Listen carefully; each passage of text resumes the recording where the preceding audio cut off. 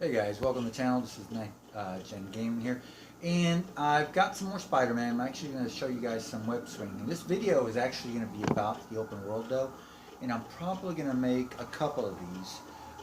Just basically try to make a couple of videos that are going to be short and sweet and just going over the open world. Now I want to say that this is probably the best looking rendition of New York that I've ever seen. I haven't played Grand Theft Auto 4. With the one with Liberty City and Nico and all that. So I don't know exactly how good that one turned out. I know it's loosely based on this while this is trying to get more Manhattan as accurate as possible. But having said that, the visuals on this thing are absolutely amazing. I went ahead and kept the sound effects on. I've turned the dialogue and the music off, but I've kept the sound effects, that way you can kind of hear the zipping of the web lines. Hopefully it'll come across on the video. But without further ado, I want to go ahead and show you guys the city and how it looks. If I can get this started. There we go. And there you go, guys.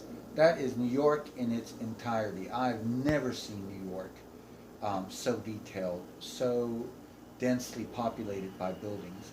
Now, I want to preface this all by saying that this game is first and foremost a Spider-Man game before it's an open world game. But having said that, I do want to go over some of the nuances of the open world.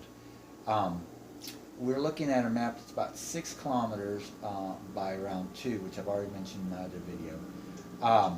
It is just, even though it's a very small map from a standpoint of area, it is extremely dense with an incredible amount of verticality. Now I will say this, that you can see all the minutiae and details and that sense of land rush that you get. You know you've got high definition when you can even see the air in the game. And they've got deformation of the air around it. As you can see, there's no day-night cycle, and I think that they went with a fixed daytime or fixed time of day that they move around.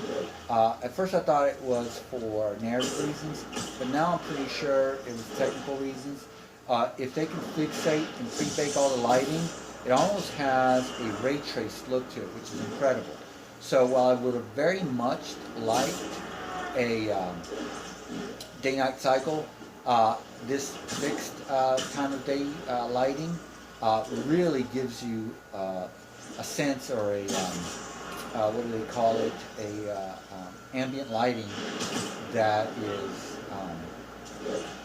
really a step above what you might think you would get on a PlayStation 4.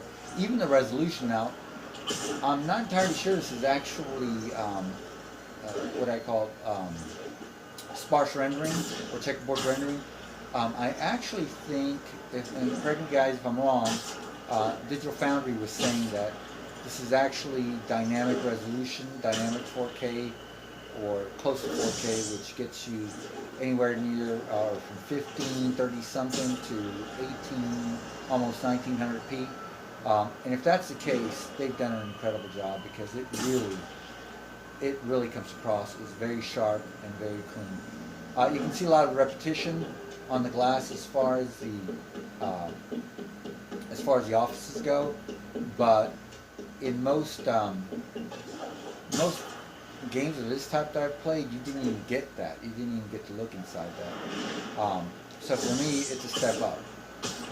You don't get to go into any of the buildings or the subways, so you don't have that sense of verticality or depth to the open world.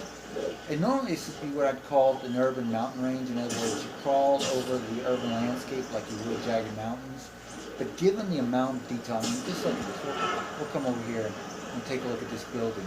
There's so much uniqueness to all of the buildings that it really, and so much detail. I mean, you could walk in here and look at the individual leaves, the pattern on the sidewalk. So there's a lot of detail here. Guys, that about does it. Please rate, comment, and subscribe, and I'll see you next time.